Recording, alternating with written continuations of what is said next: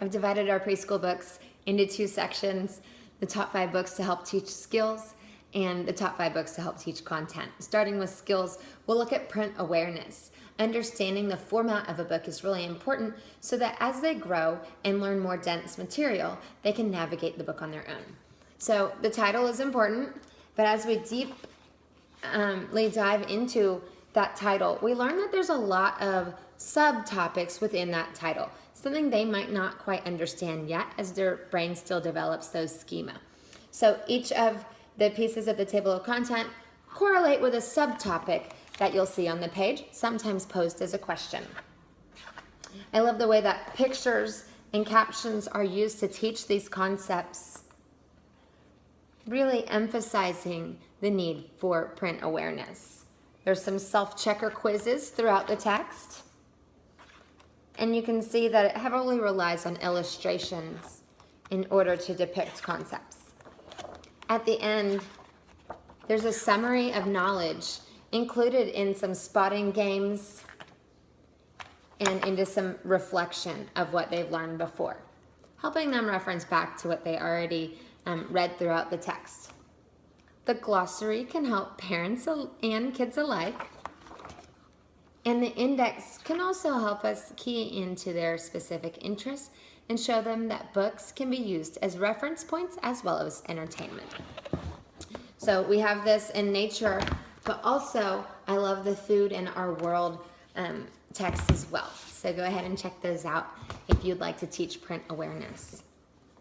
Fine motor skills can be built through a squirrel's tail and its sister book, There's a Mouse About the House. The child slides the animal through the slot on every single page and learns to go from left to right, which we can consistently reinforce through all of these books. Also, for our fine motor skills, we have our Wipe Clean books, which come with a pen on the outside, or you can use any Wipe Clean pen or crayon.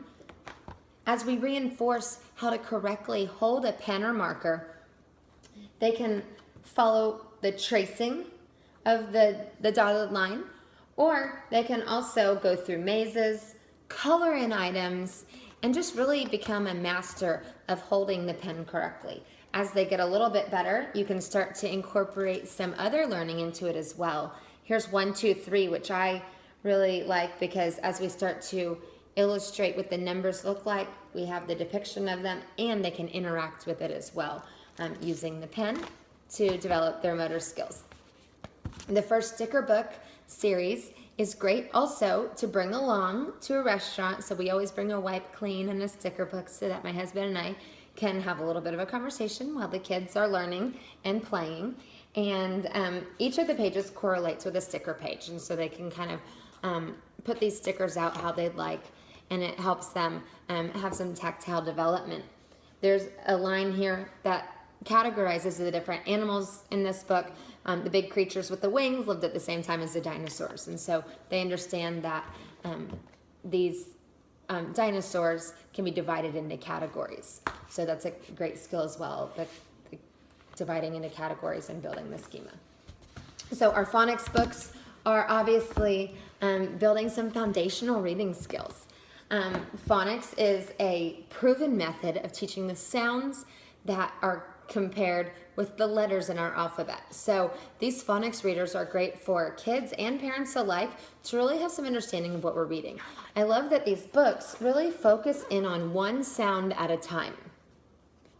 So at the back of the book, parents can read what types of things that these books are really offering their children so that you can reinforce that in your homes. It says we're identifying the ooh sound in this book as well as the rhyming such as bump, lump, and high and cry. So you can start to emphasize those as you read these. I love that these books are only $6.99. You can throw them in a bag, you can put them in the car seat or in a bed, and you can read these at story time, or you can also just have them look at the pictures and remember some of the sounds. They do remember these quickly.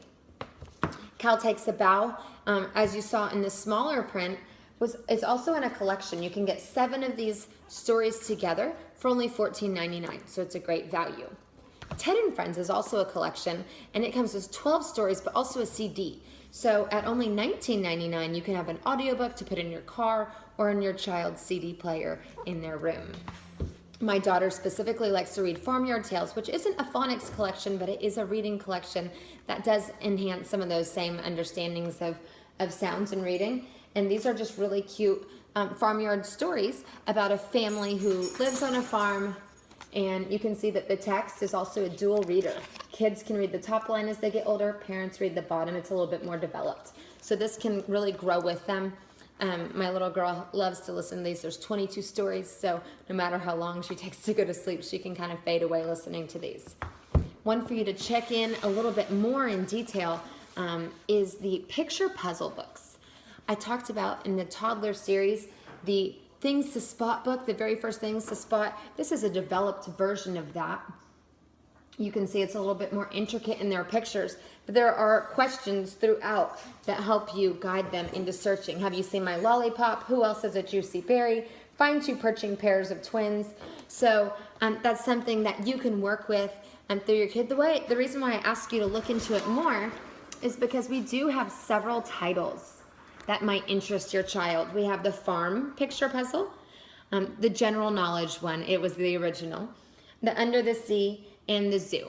So check those out, type in picture puzzle in your search bar and those will come up.